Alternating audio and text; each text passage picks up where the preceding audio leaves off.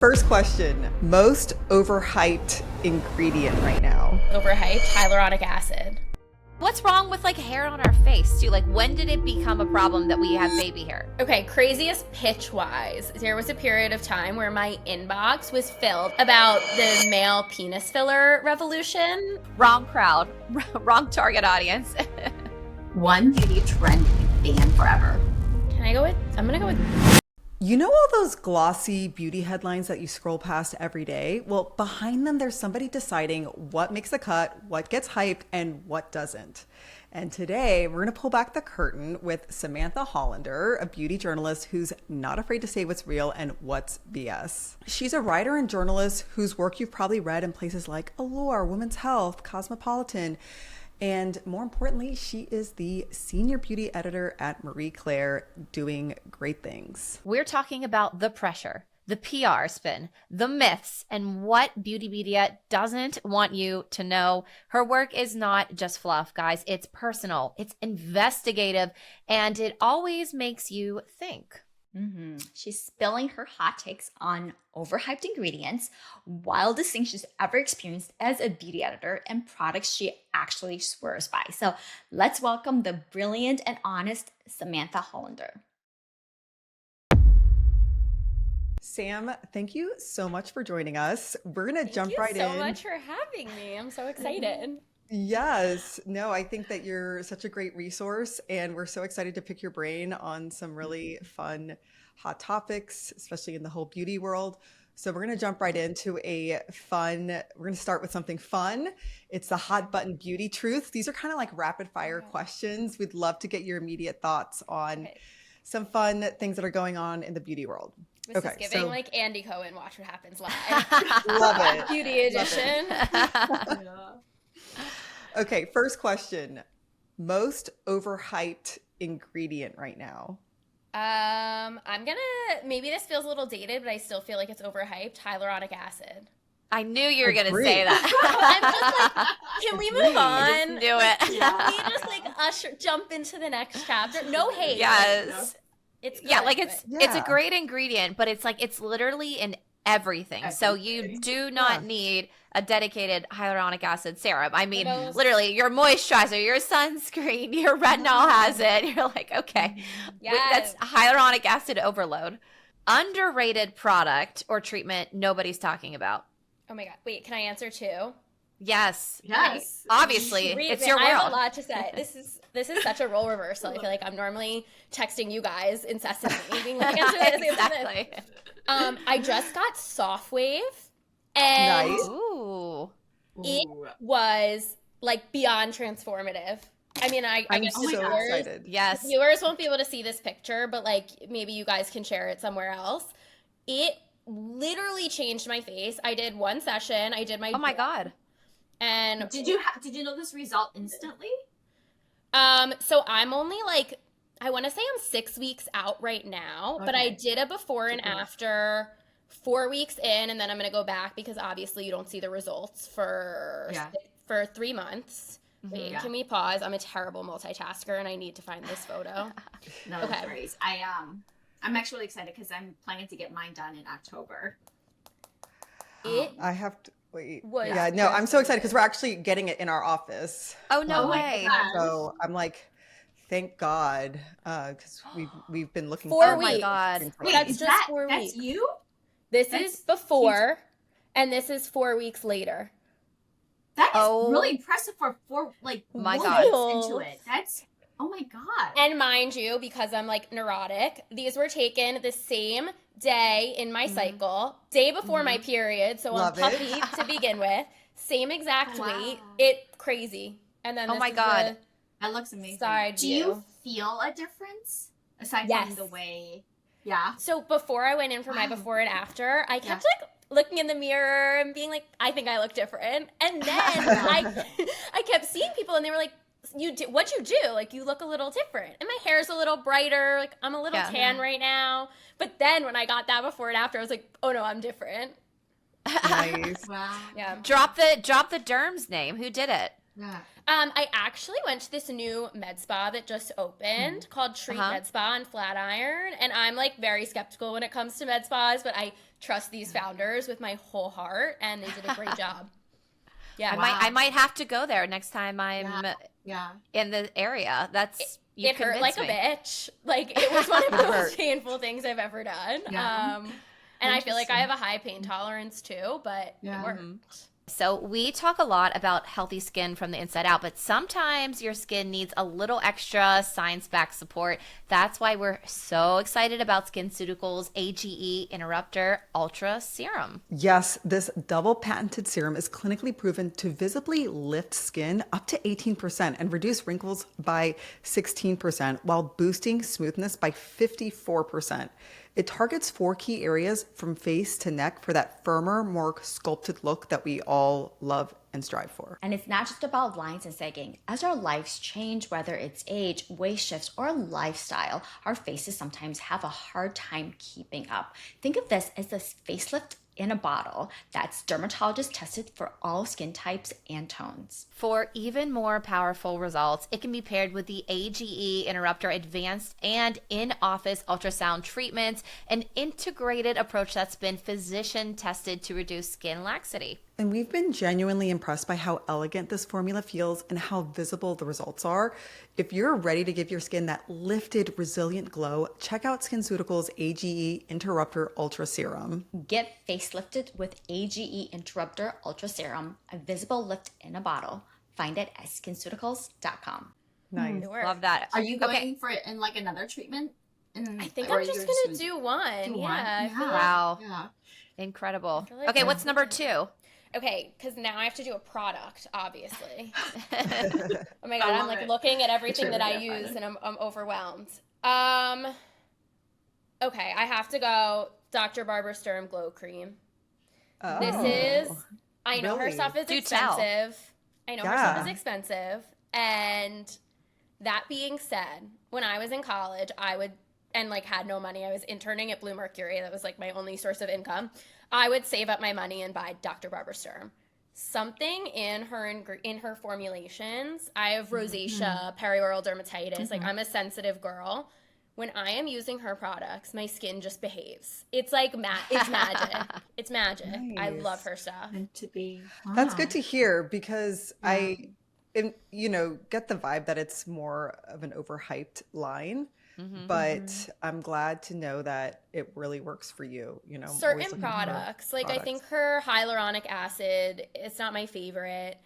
But I think if you have sensitive skin, her creams, like her moisturizers specifically, and her calming serums, they're literally like nothing else on the market. And I try everything. Like, the texture is different, the smell is different, and it just like calms my entire complexion. Love it. So it like helps calm the redness. That's what you like the most, is the Okay, calming amazing. aspect. Okay. Yeah. Okay. And I have on. all the, other stuff, but. You've tried, literally everything probably. That's good to hear. I'm sure you get a lot. Yes. Yeah. Okay. One beauty trend that you ban forever. I'm going to go with dermaplaning. Oh, of all the things, I thought you were going to go with like DIY facials. I was trying to be different, like DIY sunscreen. Yeah, like that needs to be gone. Yeah. Okay, that felt basic. Right. But do it. But no, I like that. I like that you're being different. I'm trying to throw a little like controversial stuff in here. Yeah. Please. I love that. Yeah. No, definitely DIY sunscreen. Like, don't do that. Yeah. But that's an obvious tanning. Yeah, beds, okay, don't do so that. not obvious things. Okay, Yeah. what don't you like about dermaplaning? Have you had like a bad experience with it? I just don't think it's for everybody. I don't think there's anything wrong with 100%. it. I just think we've like kind of normalized it as this thing that's going to be great for every single person. And for me, it completely disrupted my skin barrier and prompted a perioral dermatitis disaster and acne breakouts. So it's not that I am anti-dermaplaning. My mom does it. She's obsessed with it. She goes to her esthetician every few months like clockwork and gets it done. But I think we kind of paint it as do this, it'll be great. Yeah, because it seems kind of harmless, but yeah, definitely I always am cautious with people who have acne, sensitive skin, eczema prone skin, rosacea. So I think it's good that you brought that up. And what's wrong with like hair on our face too? Like, when did it become a problem that we have baby hair? You know what I mean? Like, that stuff pisses me off, but I digress. My little chin hair will beg to differ. want her gone. Okay, so this is sort of related to what you just answered, but curious to get your thoughts. A cosmetic procedure that you'd never touch. Cool sculpting. Ooh. Yeah. Definitely fallen out of favor. I just, Uh-huh. I mean, personally, I have seen and heard so many horror stories. It's just, and it's like so much time and effort and money. But what, have you tried it? Do you have you seen any horror stories with it? I haven't tried it. That being said, I would not go near it with a 10-foot pole. I just think when you have like so many negative experiences that it becomes common knowledge that the brand will pay for your liposuction if you get the side effect, That's that it's like crazy. not something I want to go near. Oh my That's God. what happened with Linda Evangelista a few years ago. Right. Yeah. And I just think there are so many other avenues that like you can go down to get similar results now. It just would not be my first pick by a long shot. For sure. Yeah. Okay.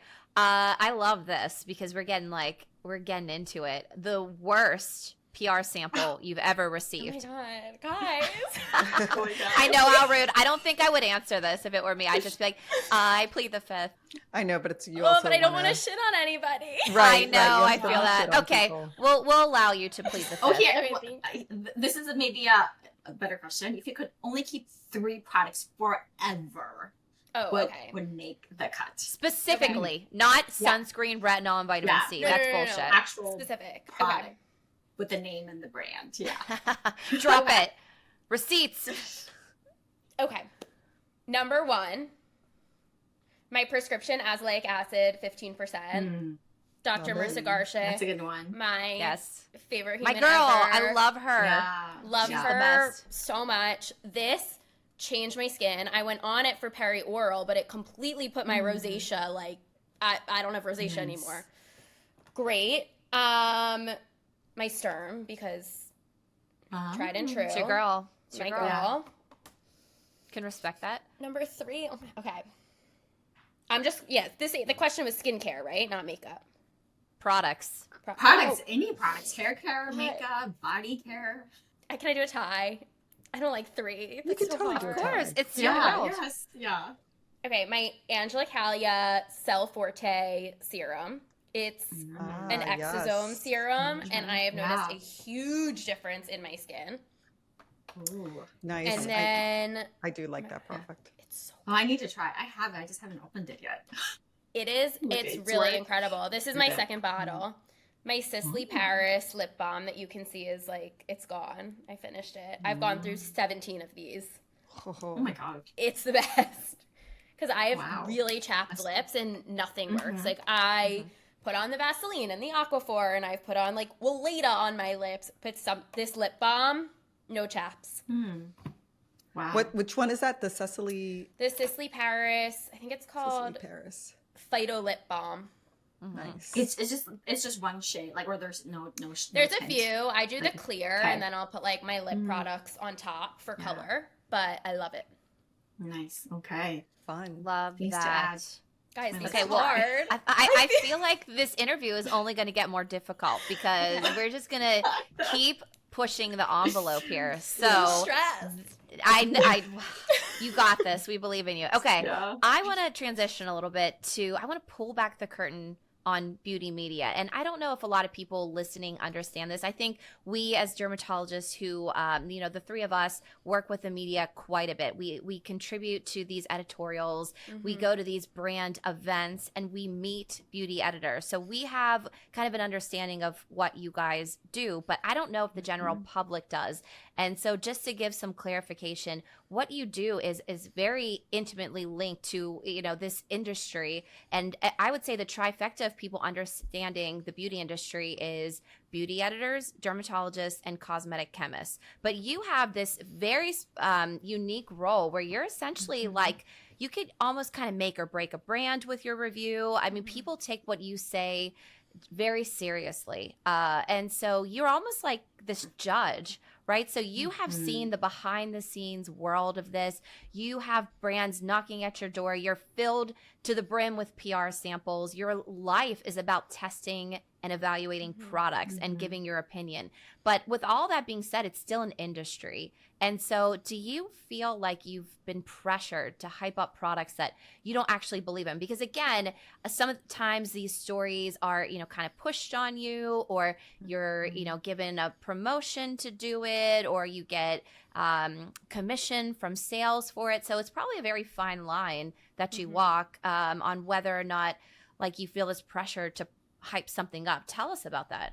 100%. I mean, for anyone like listening, for context, what I do, I would say I split it into 3 categories.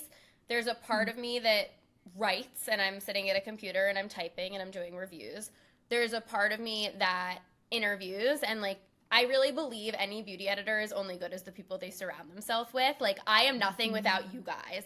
And I think what makes me good at my job is that like I can grab my phone and be like, "Hi Jenny, I need you to weigh in on this right now, please and thank you." And then I'm able to have a quick, educated response, because at the end of the day, I know more than the average person 100%, but I didn't go to medical school and I'm not a cosmetic chemist. And I like to think that I have gotten myself to the point where I can, I can diagnose somebody and I'll be like, you need to go to your dermatologist, you need to ask for X, Y, and Z. And my friends will go. And that's exactly what they get, because I'm living and breathing it in the same way, in more of a way than anyone else is living and breathing it. But I don't have the degree. I didn't spend all my hours in school. So I really think like an editor is only as good as the doctors that they are in contact with. And then the third part of my job is going to previews. I probably spend a third of my day every day sitting with founders and chemists and learning about products, going to factories, seeing how they're made. Jenny and I were in Paris earlier this year and we got to see the behind the scenes at Guerlain. And I think like that really gives me insight into A, what's coming down the pipeline, B, how things are made and what makes them interesting and different. And you kind of like start to see patterns, like, oh, it's a little funky that Charlotte Tilbury, Patrick Ta, and Sisley are all coming out with the same style bronzer in the same packaging, Q4. So there are patterns that you see emerge, and I think that gives beauty editors an edge. That being said, of course, magazines have advertisers. So sometimes you have to prioritize a product.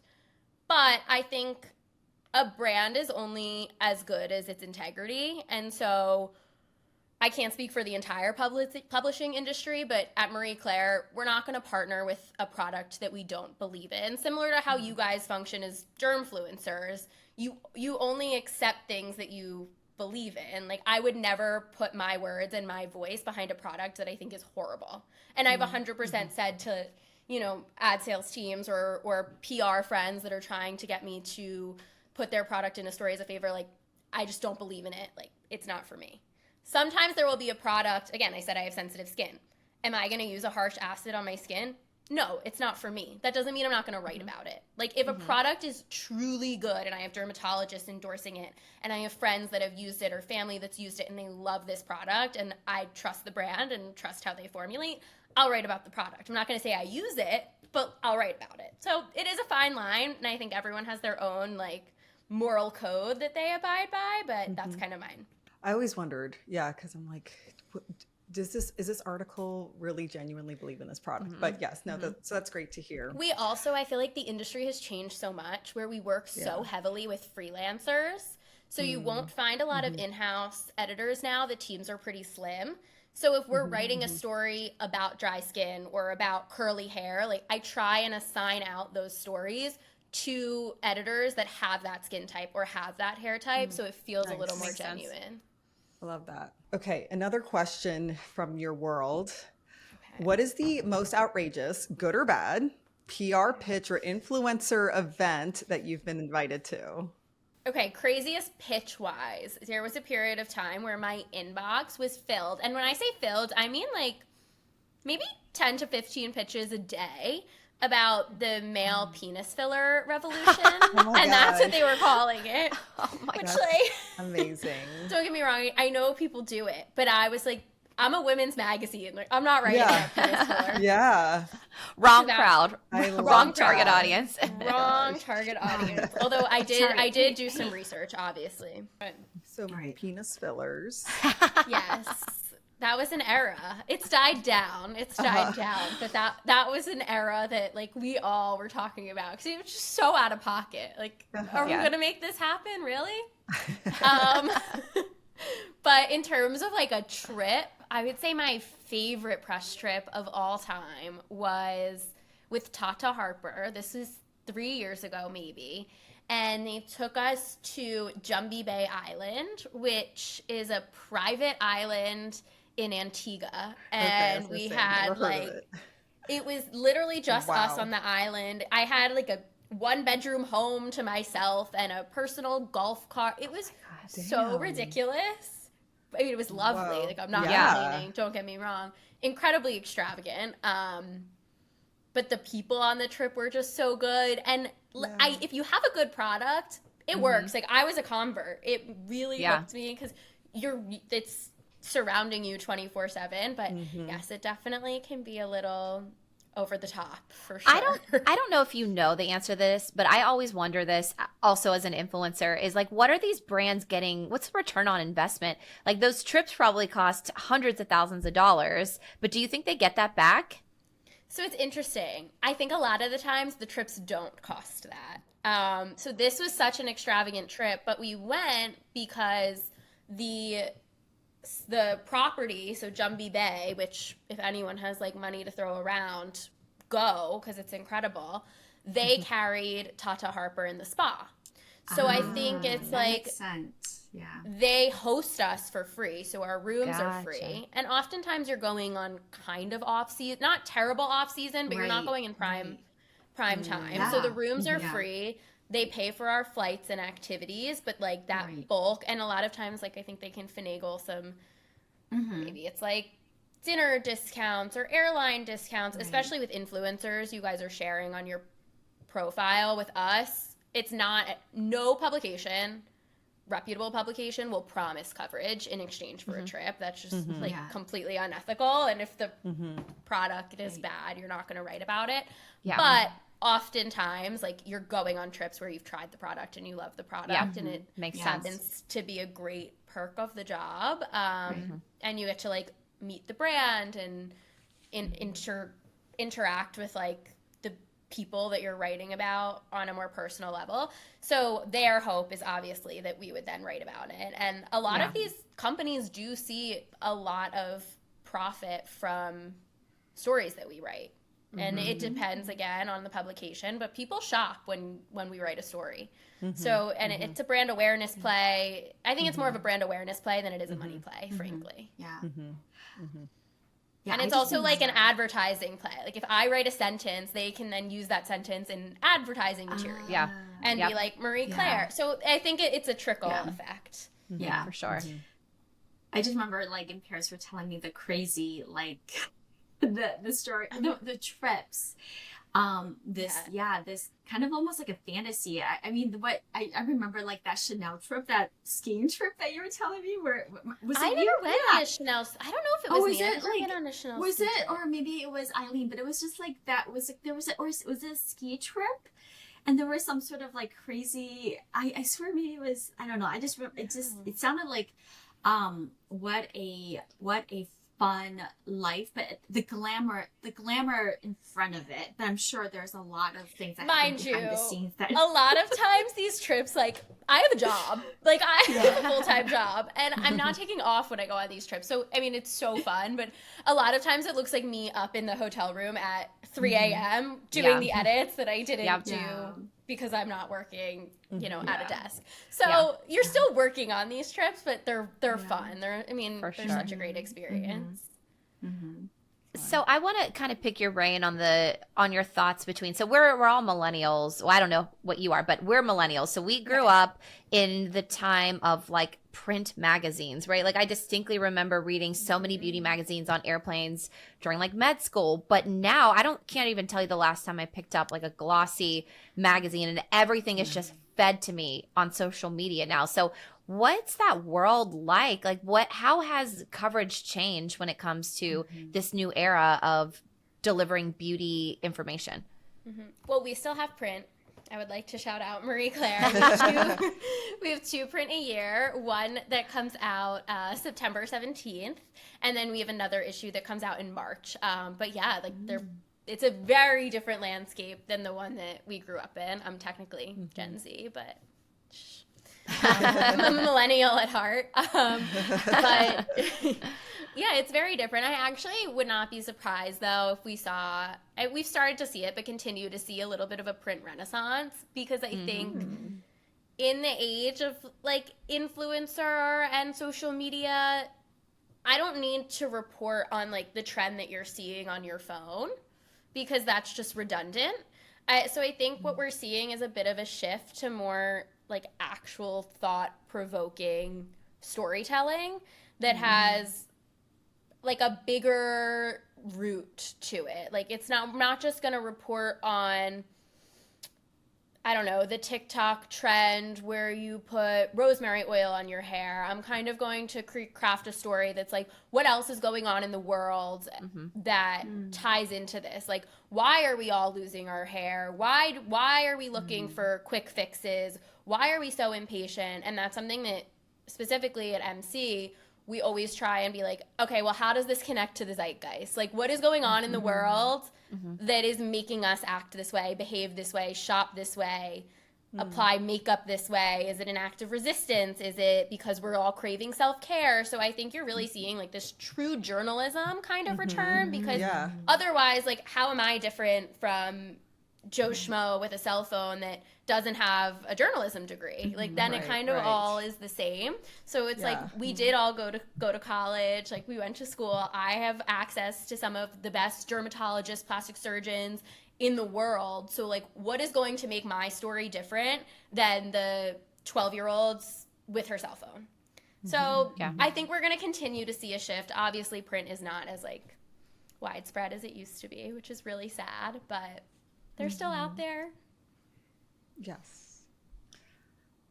I love to hear more about what inspires the topics. Yeah, no, like, so aside from what's happening, what's trending, what other things inspire like the topics that you guys write about? I mean, obviously your audience. So like we have so many analytic platforms, so I know what our audience likes to read. So our demo is like a little older. We like to say that she's a little older. She has a great job. Like, she's working her way to be a CEO. Like, she has her shit together. She's not super extravagant, but like she'll splurge on a product that's going to make a difference. And so we're obviously writing for our audience, but at the same time, it's like a magazine is the people that are there.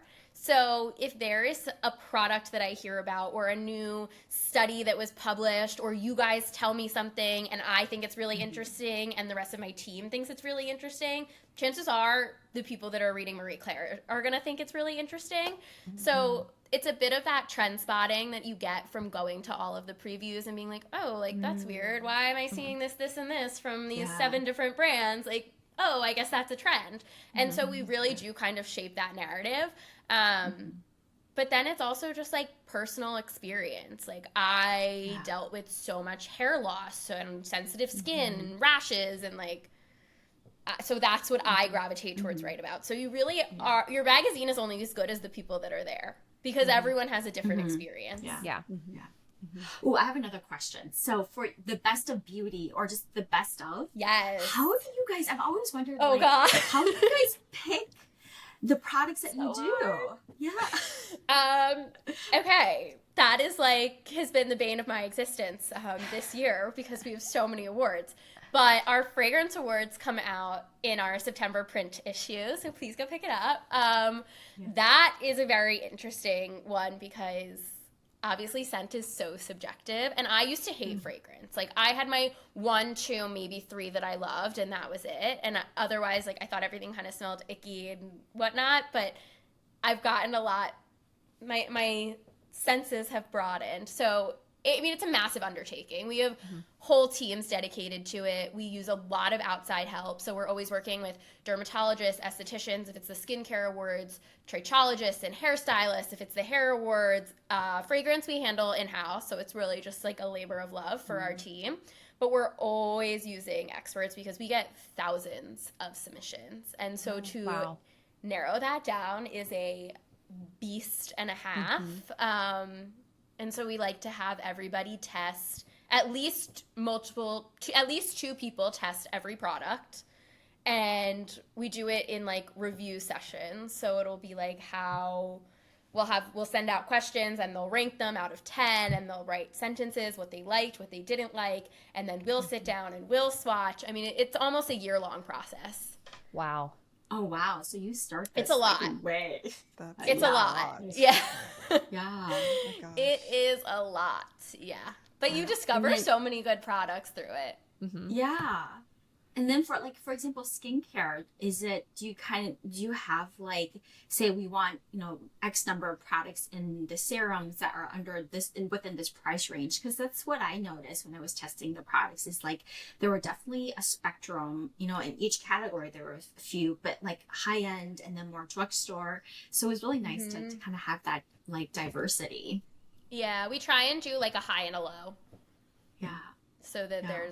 there's variety to choose from. Okay, I have another question. So I know as a journalist, you're trying to fight the good fight. You're also helping other, derms debunk a lot of the misinformation that's out there. Is there a big beauty myth that you feel like you're still fighting to debunk, like even in 2025? Are people still like so resistant to? For sure. Let me think what that is. Too many to count. Big beauty myth. That people just That can't? drying the shit out of your face is going to get rid of your acne. I feel like that is the one that just like will never break, because you see it oozing and red and you're like, let me throw the kitchen sink on it. And I still do it. Like, meanwhile, I know full well better. And when I have a pimple, I mean, catch me putting rubbing alcohol on it. I don't recommend that. That's horrible. But like, it's like a compulsion that I can't shake. Yeah. It's so bad. Like, I will overdose on my retinol, and I know it's not do it. Like, more is not better, but you like almost can't help it. And I know better, so it's so hard. But I think like people, and because when I was little, I had by little I mean a teenager, I had really, really bad cystic acne, to the point where I probably should have been on Accutane. Both my brother and sister did multiple rounds of Accutane. And I would just throw so many drying products and acids on my skin, to the point where I was overproducing oil, and then I looked like a genuine like slip and slide. It was disgusting. It was so bad. Do you remember? I don't know if they still sell it. Sebasorb. I've heard Remember of it. that? You're not talking about like, what is it called? Like Sea Breeze, are you? No, I got it at my dermatologist, and it was like this little white thing, and it had a pink juice inside, and you would put it on almost like a primer, and it would try and soak up the oil, because it was like overflowing. It was disgusting. And, but my skin was just so dry that I like completely effed up my sebum regulation. And I think so many people, teens specifically, still have like, you can know better, but you'll still throw everything you can instead of like restoring your skin barrier, doing all the things we know to help. Yeah. That's good to hear, because sometimes I feel like I'm a broken record when I keep preaching like, don't over exfoliate, like restore your skin barrier, protect your skin barrier if you have acne. And I'm like, oh, I feel like people already know that. And so, yeah, no, it doesn't seem intuitive to a lot of people. So. I feel the same way, Mamina. Like every day I think, oh, people have to know this at this point, because I literally say it all day, online, in person, to millions of people on social media. And then just yesterday, I think I had 3 teenagers come in, and I asked them what their skincare routine was, and they were just like scrubbing the shit out of their skin, like using rubbing alcohol. And I'm like, what? I thought you guys were, the generation on social media. I thought you like consumed this. But yeah, I guess that myth is just refusing to die. I feel like it just won't. Because it's so counterintuitive to like Makes sense, yeah. human impulse. Right. Yeah. Right. Yeah. Well, I will have a question as someone who, you, like you said, you go on these, you get to meet these brand owners, you get to go to behind the scenes, you get to go to the labs, you get like a look into the future per se. What do you see happening in the next 5 to 10 years in the world of beauty? Oh my God, big question. I mean, one of the most interesting areas to me is the world of hair growth. Mm-hmm. And I did a story, pick up Marie Claire's print, because there's a really interesting story in there. And I do credit, like, people are so much more open now to talking about hair loss, especially female hair loss. And I think, like, from my own research into new molecules being developed and hair transplant innovation, I just think that whole space is going to look completely different in 5 to 10 years. Yeah. I'm blown away by, like, the research coming out and new treatments, because I mean, I dealt with hair loss about 5 years ago. I mean, I have a decent amount of hair now, but I had probably 5 times this when I was 5 years ago. And then I remember you telling me that, hormones. I, had hormonal crap going on, and I'm on a GLP-1. I have been for 6 years. I call myself patient 0.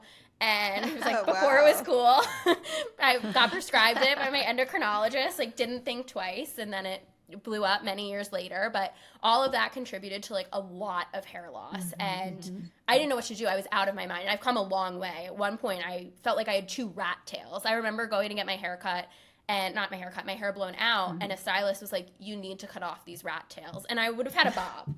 And my whole life, my hair was down to my butt. So that was so traumatic, and I went through everything to kind of figure out, like, how can I make my hair grow? I ended up doing PRP, and it really was, like, the jump start that I needed and got me back to a good baseline. But the new stuff coming out, and I'm curious how you guys feel about, like, the exosomes and the new molecules, what's it called? Like AMP40. Is that the one from UCLA? Yes. Yes, I know. Super exciting. Very exciting. So that space, like, really, really, really excites me. I feel like it's coming out so quickly that we can't even keep up. Like, not even just, we keep up as derms, but the studies can't even keep up. I mean, we really like, as physicians, to have decades worth of research in something to formally recommend it to patients, but it's like every single day there's something new and exciting, and we just don't know kind of what to do with it. So we're all kind of little test dummies, to be honest. Yes, we're going to close with a couple more fun questions. One question that I have is, what is one thing that you've learned from interviewing dermatologists that has changed your routine? That you don't have to use retinol every single night. That was a big one for me. I've been on tazarotene since I was 12 years old. Wow. And my skin was a mess. Like, I was peeling. I was so dry. I couldn't put on any skincare product without burning. Mind you, I am, like, a big, big, big retinol proponent, but taking it down to 3 nights a week has made my skin so much stronger and happier and brighter and better. Love it. Yes. And I just think it's important. Yeah, it's important to know too, like, you have to listen to your skin at the end of the day. Like, some people need tazarotene as often as their skin can tolerate, but it should never be at the risk of damaging your skin barrier. It was almost like a personal challenge. Like, I was like, I can do this. Like, I can do every night. I could. I have a question, just something a little bit more reflective. If you had to give listeners one piece of advice about approaching beauty in a healthier but more empowering way, something that's not just fluff, that's not just hype, what would you tell them? I think I would tell them that, like, beauty is not one size fits all. And I think it's really easy, especially in the current landscape where it's like, celebrity used X product for $12, like, shop it here. You're like, ooh, bargain, like, celebrity, yay. And that's so not the way that, like, our bodies work and our skin works, and nothing is ever one size fits all. And obviously, like, TikTok is great, but it also gives a lot of people a microphone that don't deserve one. And so I will always stand by the fact, like, go to your doctor, do what works for you, because that is going to make you feel the best, and not listen to what everybody else has to say. Because not everyone else knows best. Hallelujah. Yes. Love that. Samantha, honestly, this has been a transformative, super, super informative interview. And we're so grateful that you shared your knowledge, and that reminding us that beauty coverage can be real, thoughtful, and fun all at the same time. This is so fun, guys. Thank you so much. Seriously. Oh my gosh. No, yeah. Thank you for making this so easy and fun. And yeah, definitely, I think our listeners will appreciate a lot of the things you have to say. And to our listeners, if this episode gave you a new way to think about your relationship with beauty, let us know. Leave us a review, send us a message. We love hearing from you.